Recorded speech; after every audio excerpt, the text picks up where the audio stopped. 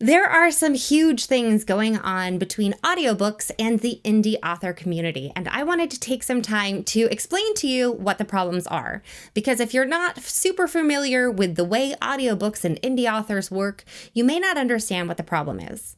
Now, I want to start off by saying that I love my readers. I love the people who listen to this podcast or view the videos, and I thoroughly believe that you would never willingly participate in any part of this. If you are listening to this podcast, watching the videos, if you're reading the transcript on my website, clearly you care about books and authors. Clearly you respect it as a storytelling art form, and I'm sure you respect the narrators for audiobooks too. Unfortunately, there's been some bad information going around, so you might not understand what's happening. I also believe that about 82% of people would really never screw someone over on purpose. So if you are another indie author who is listening to this and you feel like maybe the world is stacked against you, most people are genuinely good. They don't want to hurt you, and it can feel like it sometimes, but don't worry, have hope. Now, on to the problem. There are two things that Amazon/Audible have that are programs that look kind of similar from the outside.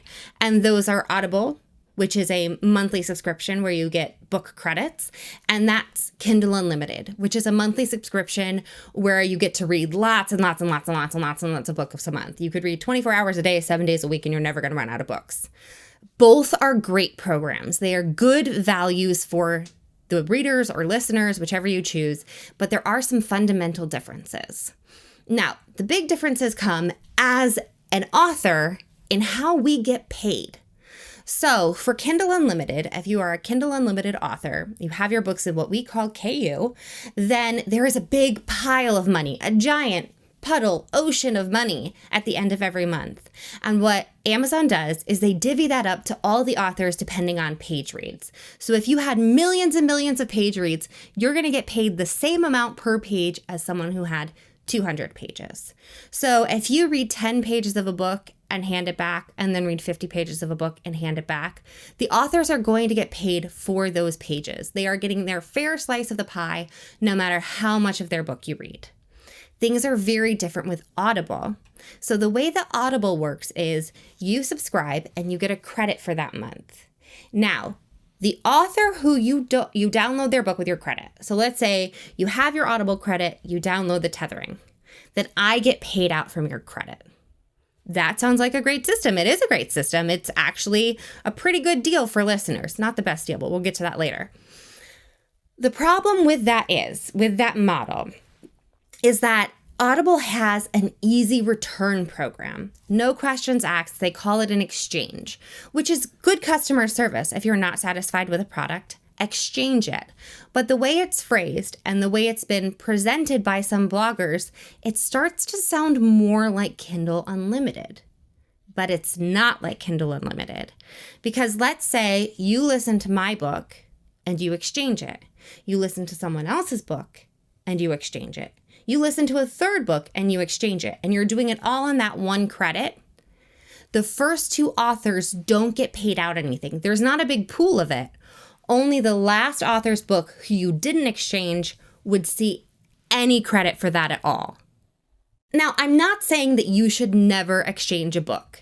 There are some times when you absolutely should exchange a book. It's totally necessary to exchange a book, and no decent author is going to judge you for that at all. Let's say that you listen to the sample on the site and you're like, oh, this makes me feel like I'm at grandma's house. How comforting.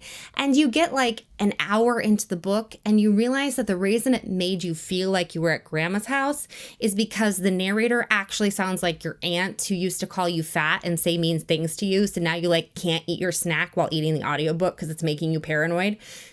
Exchange it. Absolutely exchange it. You got a YA book so you could listen to it in the car with your teenagers, and you get 10 minutes in and you're like, wow, that is a very graphic description of some genitalia. Exchange it. That is totally legitimate. There is no reason not to exchange it. That's what the program is genuinely there for. So if you get a book and you're not happy with it, you can get a new one. That's perfect. That's what you should do. Authors don't want you to be unhappy while experiencing their books. It's not good for us. It's not good for you. The problem comes when people listen to the whole book Or worse, listen to the whole book and enjoy it, and then exchange it for a new book. That's the problem that we're really talking about. And like I said, I don't think that you are knowingly, that really 82% of people would knowingly do this. But there are some bloggers, some financial advisors, and some really important people who are taking the Audible Exchange program and presenting it to their blog readers, to their radio listeners, as a life hack, as a rental program. But it's not a rental program, because if it were a rental program like Kindle Unlimited, there would be a big pool of money and all the authors would just get paid out. And that'd be totally fine. But that's not how it works. Because if you treat it like a rental program and you go through 1, 2, 3, 4, 7 books a month, remember, the only author who gets paid out for that one credit you got for the month is the final author. Now, maybe you're like, but does it really matter? I mean, somebody is getting paid and they're letting me do it. It really does matter, because audiobooks are super expensive to produce, especially for indie authors, because quite often they are putting the money out there from their own pocket. So by the time you get to producing an audiobook, you've already written the book, edited the book, re-edited the book, gotten a cover for the book, done a blog tour for the book, cried a couple times about trying to get publicity for the book, and after all that, you decide you want an audiobook. Now, production costs for an audiobook range from about $1,200 to the most expensive I've heard of from an indie author is $8,000. Yeah, $8,000 out of their own pocket to produce this audiobook. So when they see sales and then people are returning them, which we can see on our dashboards, and it's taking money out of what they need, not to necessarily make a profit, but just to earn back their initial investment, that's heartbreaking for these authors. And authors do count on the income from audiobooks, ebooks, paperbacks as their income. So to have it show up on your dashboard as a sale, and then to have all that money taken away because people are exchanging your book so they can get another one, even though they maybe loved your book and left you really good reviews, that's awful. And the way that it affects readers is people are going to stop producing audiobooks. If this keeps happening, indie authors aren't going to put their books into audio anymore because it becomes a financially unstable situation. So you have a book that you love, that people love, that you're really sure you can sell in audio, but then people keep returning it because they tear through it before the end of the month. Then you're never going to make your initial investment back. And not to get too technical in how the audiobook production thing works, there's also royalty splits with authors and narrators. So say you didn't have the $8,000 just sitting around in your pocket to produce this audiobook. You can pay narrators a little bit up front, and then you split the royalties with them going forward. So that means that narrators are having active income taken away from them too with these exchanges. So yeah, it may seem like it's not harming anyone, but it's actually costing authors a lot of money, and it's harming the future of the audiobook industry because a lot of that work just isn't going to be put out in that medium. There are some ways, if you are an epic audiobook listener and you're like, well, first of all, I didn't know I was doing anything bad. I read a financial blog and they said that it was a life hack. It's okay. Don't worry about it. Not knowing what's happening behind the scenes is totally fine. You're not in the author chat rooms. It's cool. But if you're an epic audiobook listener and you're panicking now because you can't afford 6 Audible credits a month, there are ways around this. First of all, your local library is a great resource. They have a lot of audiobooks, and the way that authors get paid out of library books are different. Either the library can pay us once and pay us more money than we'd sell a normal audiobook for, or we get a little rental fee, which is kind of like the Kindle Unlimited. I have a pool, and here's some money for you, and here's some money for you. It's not much, but authors do get paid out of that. So renting audiobooks from the local library is a great idea. If you don't have a library card, maybe you don't have a local library, maybe you had a spat with your local librarian at a potluck, I don't know, whatever it is. If you're not willing to use your local library or can't, you can also look at Chirp audiobooks. It's a great program. It's like BookBub, if you're not familiar with that.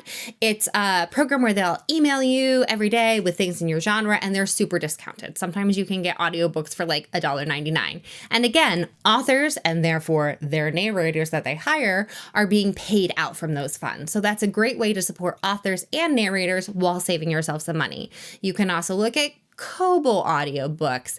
There's Nook audiobooks. There's all kinds of other places where you're probably going to get the same audiobooks for a little less money. Some are Audible exclusive and you can only get them there, but a lot more audiobooks are moving wide. So what can you do? Don't return books to Audible if you've enjoyed them, especially if you've enjoyed them and finished them. Use that credit, one and done, that's it. Also, if you're feeling super bold, maybe tell people who present renting audiobooks from Audible that it's not a life hack. It's actually hurting authors and narrators and the future of the audiobook industry. Because remember, if authors don't get paid, they're not going to produce those audiobooks and they're not going to be there for you to listen to. Now, for the authors, it can feel a little more dire, but I'm here to tell you that you are not alone. There's a lot of authors who are having this problem right now. And there are resources outside of ACX and Audible. You can look at Findaway Voices. They have other platforms that you can be a part of, Chirp, Kobo, iBooks, all kinds of things. So take a look at Findaway. I did produce my audiobooks through ACX because that's where it was easiest for me to find narrators, but I am also uploaded on Findaway, which allows me to be in those wonderful library systems. So look at that. Also, there are a bunch of Facebook groups out there. I'm not going to go through naming all of them here because there's too many, but there are some wonderful Facebook groups that have popped up to help support authors and to help try and figure out how we're going to work our way out of this, because authors need a fair deal and narrators need a fair deal. And it's not necessarily Audible's fault. It's a lot of misinformation being spread by bloggers and by people who are, abusing authors in order to create a life hack. So you're not in this alone. Come find those people. They are working together. There are things that will be happening. So be a part of that. In non-audiobook drama related news, there are some very exciting things coming up for me as an author, and some of those are about audiobooks. But I will announce that when they are finally approved on Audible. Another fun Audible thing, they can hold your books for months and release them in the wrong order. Yay. But that's okay. They're going to get out there, and I'll let you know when they do. I also have the last book in the Tale of Bryan Adams series coming out very soon. And also, there will be no episode or video for A Book and a Dream next week. I think next Tuesday, we're all going to be a little bit busy to listen to podcasts and watch videos about books. Maybe you really need that relief. But I think I'm going to be such a stressed out ball of nerves that I won't be able to record anything productive. So there will be no episode next week. I will be back the week after that. Hopefully there will be joy and love and light for all. So that is it from me this week. Keep an eye on the social media because I should have a very, very nice cover reveal coming soon. Actually, 2 very nice cover reveals. We got some epic covers coming out. There's going to be a blurb for a new series coming up. We have a book coming out in November. We have 2 more complete collections coming out in November and December. There is so much going on. But in the meantime, hold on to hope that 82% of people don't want to screw you over. 82% of people love everyone around them. 82% of people probably know that I pulled that number out of the air, but it feels right in my soul, so we're going to go with it. Just count on 82% because it gives you hope. It's good. So until next time, take a breath, try and stay calm. We got this.